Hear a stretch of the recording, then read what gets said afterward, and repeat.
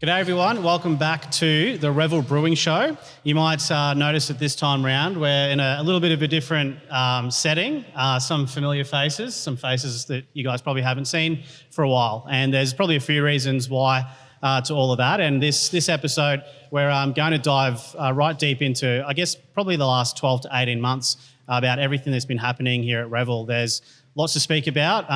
The world's in fact, I think, a different place than the last time we did one of these. So we'll talk a bit about how that's affected the business and how we're sort of thriving in the midst of all of that. But yeah, I think without further ado, I'm just going to introduce everyone on the panel today.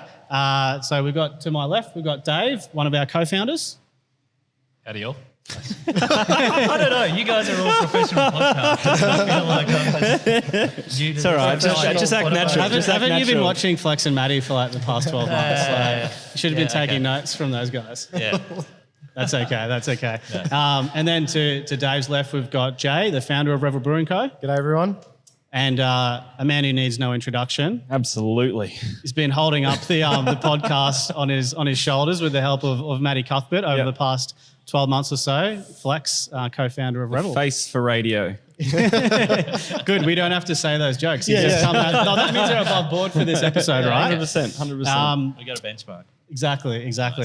So yeah, we're in the new facility here at Rivermakers in Morningside, and there's a bit of a story about this place and the history involved. So I think probably before we go too deep into anything, Jay, do you want to tell us a little bit about the acetate of lime factory that we're in now, that's now our new brewery, and a little bit about it? Yeah, thanks, Matty. So we are, as you've said, we're in the acetate of lime factory, which is a Commonwealth building that was commissioned in about 1917 to 1920. Yeah, somewhere around there. World War I. Yeah. Towards the end of it. And it created a product called acetate of lime, and that was largely around a policy in the government at the time for self-containment, to be able to create its own munition supplies and military supplies due to the supply issue during World War I. So instead of putting all of the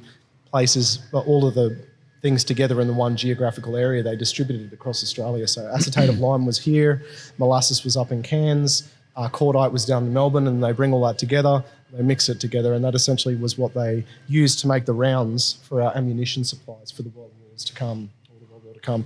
So, the process, the building itself is essentially a brewery of sorts. So it has all of the things that you would think of traditionally in a brewery. It's got the big 30-something metre chimney stack for the boiler. It's got the fermentation houses. But the unique component here is probably the acidifier house up on the hill. And what they did was they made an 8% wash, which is a beer of sorts. And it was then taken up and turned into a vinegar and mixed with another compound, and they made acetate of lime. So for the first time in over 100 years, Revel Brewing Company has brought brewing back to this facility. And as of about August last year. Yeah, we've started brewing here in a bigger, better way. Fantastic. So what was it used for, before we sort of came in here? Like what was happening around here in this building? Well, there's several uses throughout the years. So obviously its founding origins was a brewery to make the acetate of lime. And then shortly after, there was a distillery house added to the side of it, and they used to make a spirit essentially, or an ethanol, and that was used in the Postmaster General vehicles to get the mail out to the people across Brisbane and the southeast, which is quite interesting. And then it was used for immigration, for accommodation, when there was a huge push in Australia to bring more people in, to build up the infrastructure in Australia. All of the major cities brought in, I think that there was targets over 1 million people they wanted to bring in. Was that tied in after World War II? Yeah, a little bit after World War II. Yeah, I think it was in. I think it was the European base for immigration.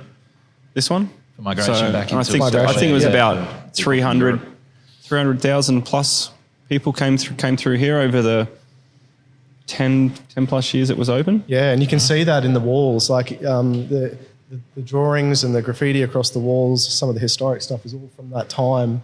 where the immigration huts were put down. A couple of timber buildings actually to mix Still with the here? brick, and they're still here.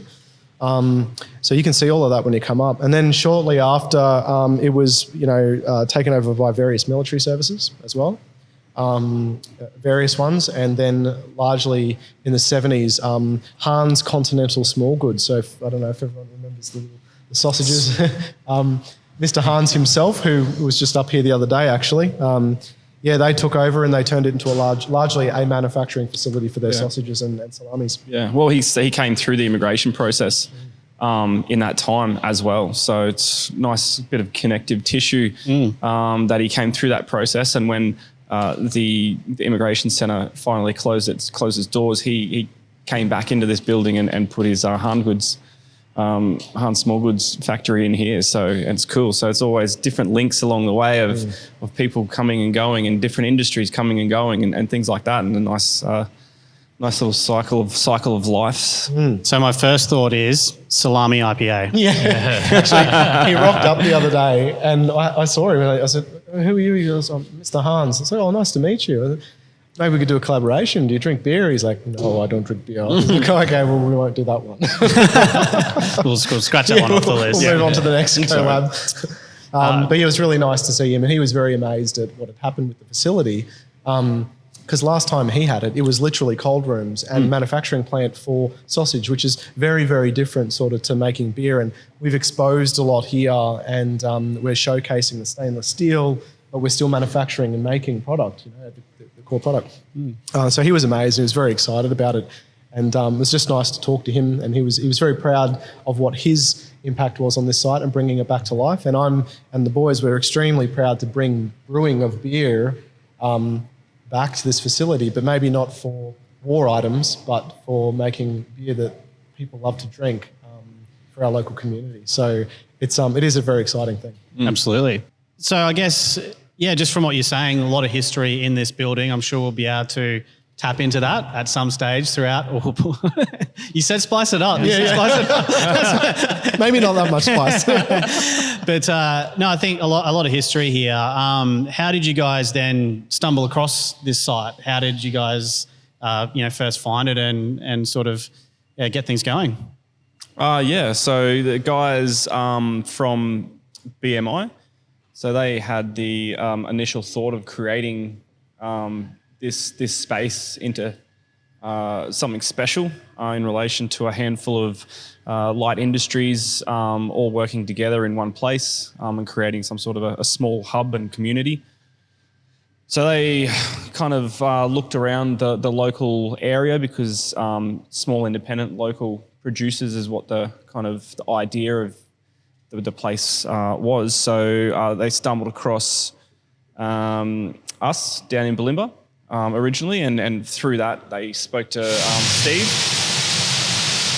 Just a bit of steam going off. It's one of the brewers in the background. It's very legitimate. They spoke to Hendo, and he put in a really good word for us. So they focused on coming and speaking with us about putting a brewery in here. So I think that was probably just over 12 months from when we opened doors down at Oxford Street. So at that time it was a pipe dream. Like really, it was a pipe dream. But and saying that, a few calls went through to Jay, and I was on holiday, and I was like, I'm sick of these random numbers, and so I ignored it.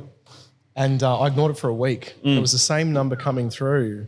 And then Flex called me and said, "Mate, someone's trying to call you, and here's the number. You want to take it. It's about a historic area near Bulimba. And this has always been in our business plan to expand into a historic sort of centre. We had our eyes on some other things around the area that might still come to fruition, but I was like, all right, cool, I'll take the call. And that's when we first got introduced to the boys over at BMI and sat down and had a chat about what is now called the River Makers Centre, precinct. Yep. So it's it was very kind of quite ambitious at the start in relation to timelines and everything like that, and understanding the image, the industry and all that type of stuff that we were playing in, and the scale of the project. We knew that would probably push out a little bit, so that gave us a bit of confidence and risk management on that side of things to pursue it. We were definitely not ready though. We were definitely not ready. We were still So there was a lot of forward planning and a lot of building Yeah. up to that in the 12 months and 12 plus months, actually sorting out all the kind of the leasings and what the future holds for us in this precinct as well. So we kind of took that really big risk and really built into it over that period of time. And we grew into it for sure. Certainly a lot of factors have helped us along the way. Not COVID though. That really didn't help. Yeah, no, that little chestnut. We didn't even scrape the surface of that one. But let's take on an expansion when we're not ready, right when a pandemic's about to start. That sounds like a great idea. So it was, I mean, we got at that time we got comfortable and we were like, this is good. We can do this. This is fantastic. Like we're where we are where we need to be, and then in the next 6 to 12 months we would be undertaking these plans anyway. So that's why we dived right into it. We committed to a brewery, outlaid a substantial amount of finance, and that was probably in like January 2020, and then our nice little friend COVID came along, and the only hair that I had left my head. It was luscious. It was actually quite luscious before that. It was like an 80s MTV film clip. Just envisaging that Homer Simpson episode like where where he's the like, wind the goes. one is Yeah. gone. Oh, it's gone. Yeah. So that pretty much summed up the start of the 2020 saga. But everything happens for a reason, and we kind of risk mitigated all the way along. It forced us to change the way that we thought and how we did business as well, and different milestones that we would build into the next phase of the company and the business. So I mean, all in all, it's been a fantastic journey. Very, very difficult. Character forming, to say the I least. think we've learned a lot about ourselves. Yeah. So, but it's been a great journey as well. So Wouldn't change it if we could. Maybe a little bit, but I'd probably still take the pandemic out of it. We don't need that. I think what we do really well at Revel is we look at the positive side to any bad situation, and that whilst COVID has been the challenge of a century, for everyone, there is some good that comes from it, and I think one of the big things is, a lot of businesses that have survived and thrived through it, they've had a mindset of, well, how can we make this work for us? How can we continue to keep our people together and pivot and do something really unique that can cut through all the noise and keep us to survive? And we did. I think one of the most proudest moments of, having this company was walking down on that weekend in March when the government announced that they were shutting everything down for a full lockdown. And I walked into the Oxford Street restaurant, and our team at the time all sat down with me at the picnic tables out the front, and they said, "This is really bad, but we've got a plan." I said, "All right, well, let's talk about it." And we went through what they had formulated in their mind as a pivot so we could go full online and open up a whole new style of menu with bringing pasta to complement our wood-fired pizza. Nonna's Kitchen. Nonna's Kitchen. And So good. the infrastructure wasn't set up. We didn't have any of the materials. We didn't have any of the cooking area, because I think everyone knows we literally had one wood-fired oven. That's what we did everything in, including mushrooms and chicken and bacon. So we had to pivot very quickly. And I think within 48 hours, we were doing hand-baked bread, about 8 different pastas, all of our traditional pizzas, and we were doing it online with our refreshed website, with a whole new delivery portal, and the community got behind it. So, if that hadn't happened, we never would have hustled. We never would have built that infrastructure, which we've now stood upon for the past 18 months. And the community may not have even known that we were there.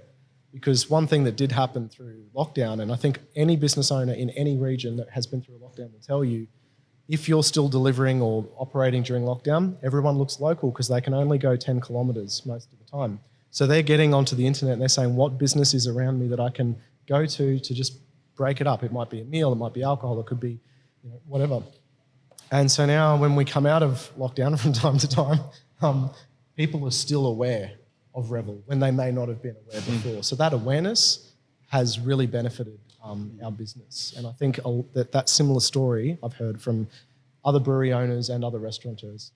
So yeah, it's fantastic. And I think that every business owner now needs to have that plan as part of their business plan. They need to go, well, this has been around. It's not going anywhere really, perhaps for forever, to some degree. So yeah, it's just great that everyone was able to just change, so quickly and just keep moving on. And it must have been proud also, like not just with the team, but then to see the community support as well, because I know that there was plenty of that still. And also too on the side of the brewery, like still then choosing to show up for the community. I think that's an important part of that as well. Yeah, it's so good to still be here. Like it's actually humbling to not only be, building another facility and expanding, but to literally just still have a business. It's because of the local community within 10 kilometres around Bulimba. Like if they weren't there and they weren't supporting us, and to this day continue to do so, we'd be in a lot of trouble. And it is very humbling. And they were there prior to the 95% of our clientele has been our local community prior to COVID.